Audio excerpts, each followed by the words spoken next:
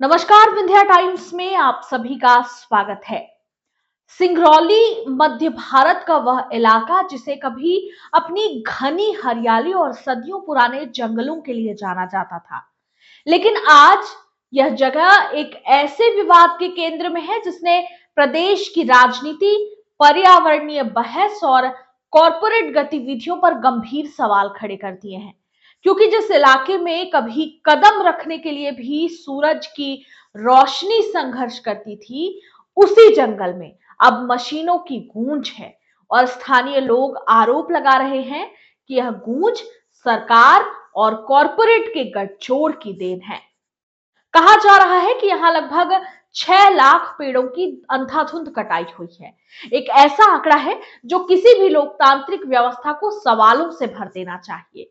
लेकिन सवाल यह नहीं है कि पेड़ कितने कटे, असल सवाल यह है कि क्यों, किसके लिए और किसकी कीमत पर।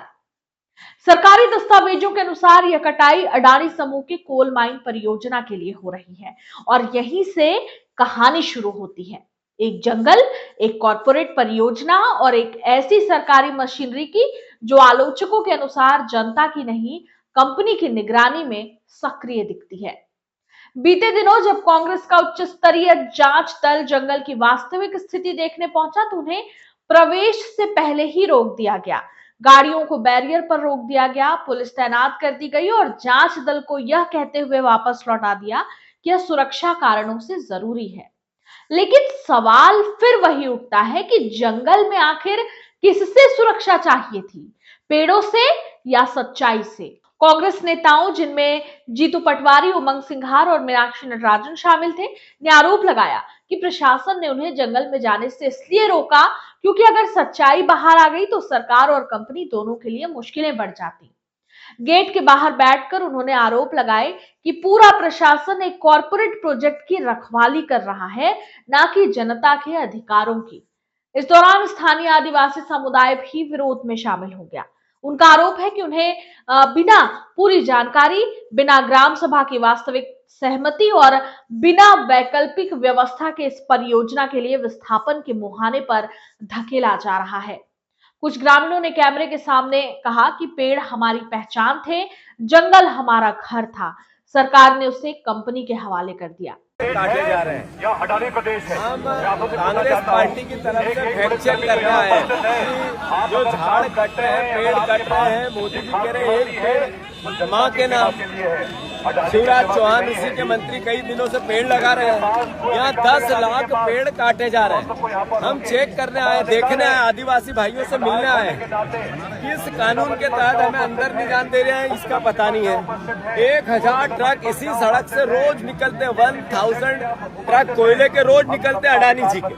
आस पास के लोगों को दमा हो गया, लोग परेशान हैं, बीमार हो रहे हैं, बच्चों की पढ़ाई नहीं है, बच्चा खाने के साथ साथ कोयला खा रहे हैं। इस पूरे घटनाक्रम में बीते दिनों विधानसभा में भी जमकर हंगामा हुआ था, जब विपक्ष ने कहा था कि प्रदेश सरकार पूंजीपतियों के हितों की रक्षा में इतनी तल्लीन है कि आदिवासियों के अधिकार, पर्यावरण संरक्षण के नियम और संवैधानिक प्रावधान सब बीते जमाने की बात हो चुके हैं। ध्यानाकर्षण के दौरान कांग्रेस के डॉक्टर विक्रांत भूरिया और जयवर्धन सिंह ने पेड़ की कटाई के आंकड़े उठाए और पूछा कि क्या वास्तव में सरकार को इतनी बड़ी कटाई का अंदाजा भी है, और यदि था तो उसे रोकने या कम करने का प्रयास क्यों नहीं किया गया। उन्होंने सरकार पर आरोप लगाया कि पेड़ों को काटने के बाद जो वैकल्पिक पौधारोपण की बात की जा रही है वह कागज पर हरा और जमीन पर सूना है। सरकार की ओर से वन राज्य मंत्री दिलीप अहिरवार ने कहा कि सब कुछ नियमों के अनुसार है, जितने पेड़ कटेंगे उतने लगाए जाएंगे और पर्यावरणीय मंजूरियां पूरी तरह वैध हैं। पेड़ नहीं कट रहे, सब देखिए वो कोल की एक वो चालू हुई है, वो नियम प्रक्रिया के तहत है, सेंट्रल गवर्नमेंट की परमिशन है। और निश्चित रूप से जो पेड़ काटे जा रहे हैं वो पेड़ लगाए भी जा रहे हैं। जितनी जमीन दे रही, जो जमीन भी आ गई है विभाग के पास और पूरा सब चीज हो गया, उसमें कोई ऐसी चीज नहीं। पर्यावरण भी तो हम ध्यान दे रहे हैं ना। पर्यावरण अगर छोटा सा हिस्सा जा रहा तो बदले में जमीन ही मिल गई और लगभग 58 करोड़ रुपये पैसा भी आ गया पेड़ लगाने के लिए। नहीं, उन्हें तो धन्यवाद देना चाहिए कि ये माइंस आएगी तो वहाँ के आसपास के लोगों को बिजनेस मिलेगा, 700-800-900 लोगों को रोजगार मिलेगा प्रत्यक्ष अप्रत्यक्ष रूप से, तो उन्हें तो धन्यवाद। नहीं, पहले देखिए पेड़ जितने कट रहे हैं उतने लग रहे हैं, जितनी जमीन जा रही है उतनी जमीन भी आ गई है, उससे कई गुना ज्यादा हम पेड़ लगा रहे हैं। वन विभाग ये चिंता करता है मध्य प्रदेश। लेकिन आप सोचिए कि 200-300 साल पुराने प्राकृतिक पेड़ों को उखाड़कर उनकी जगह नर्सरी के पौधों को लगाना वैसा ही है जैसा किसी टूटे हुए घर के बदले कागज का एक मॉडल बना देना। दृश्य सुंदर हो सकता है लेकिन वास्तविकता इसके कोसों दूर है। मामला तब और गर्म हो गया जब विपक्ष ने पेसा कानून की बात छेड़ दी। भूरिया ने कहा कि 9 अगस्त 2023 को सांसद शालिनी सिंह ने लोकसभा में सवाल उठाया था।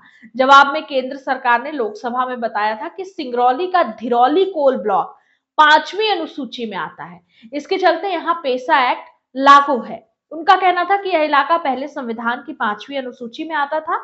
5वीं अनुसूची का मतलब है कि यहाँ पेसा एक्ट लागू होता है। यह एक्ट आदिवासी क्षेत्रों के लिए विशेष संवैधानिक सुरक्षा देता है। 9 अगस्त 2023 को केंद्र सरकार ने भी लोकसभा में यही बात ऑफिशियली तौर पर कही थी। अब अचानक सरकार कह रही है कि यहाँ पेसा एक्ट लागू नहीं है। लेकिन इन सब के इतर असल में मूल मुद्दा यह नहीं है कि पेसा लागू है या नहीं। मुद्दा यह है कि आदिवासियों से पूछा किसने। यह सवाल सरकार की चुप्पी से भी बड़ा है। जंगल के अंदर के ये दृश्य किसी भी व्यक्ति के लिए डरावने साबित हो सकते हैं। विशालकाय मशीनें, कटे हुए पेड़ों के ढेर, मिट्टी के बादल और खाली पड़े भूखंड जो कभी वन्य जीवों का आश्रय थे। स्थानीय निवासियों का कहना है कि वन्य जीव अब गांवों में भटक रहे हैं, खेतों को नुकसान हो रहा है और रातें पहले की तुलना में ज्यादा असुरक्षित हो गई हैं। दरअसल यह परियोजनाएं विकास के नाम पर लाई जाती हैं, लेकिन जिस तरह की कटाई यहाँ हुई है यह केवल विकास नहीं बल्कि प्राकृतिक विरासत की सामूहिक अंत्येष्टि है। सिंगरौली के जंगलों का इतिहास बताता है कि यह इलाका सदियों पुराना है। यहाँ साल, सागौन, महुआ, तेंदू और कुसुम जैसी प्रजातियां मिलती हैं जो किसी भी वृक्ष विशेषज्ञ के अनुसार पैदा नहीं की जाती बल्कि समय के साथ बनती हैं, और एक बार इस समय को काट दिया जाए तो वह कभी वापस नहीं आता। स्थानीय आदिवासी समुदायों गोंड, बैगा, कोल और पनिका की आजीविका पूरी तरह जंगल पर आधारित है। उनके अनुसार यह परियोजना उनके लिए विकास नहीं बल्कि विस्थापन की चेतावनी है। बहरहाल इस सारे विवाद के बीच सरकार बार बार यह कहती सुनी जा रही है कि नियमों का पालन हुआ है। लेकिन सवाल सीधा है, यदि सब कुछ नियमों के तहत था तो नेताओं को जंगल में जाकर देखने देने में क्या खतरा था? यह सवाल सिर्फ राजनीति से जुड़ा नहीं है, यह सवाल प्रशासन की पारदर्शिता, कॉर्पोरेट प्रभाव और सरकारी दावों की साख से जुड़ा है। और यही वह सवाल है जिसका जवाब आज सिंगरौली के जंगल तलाश रहे हैं।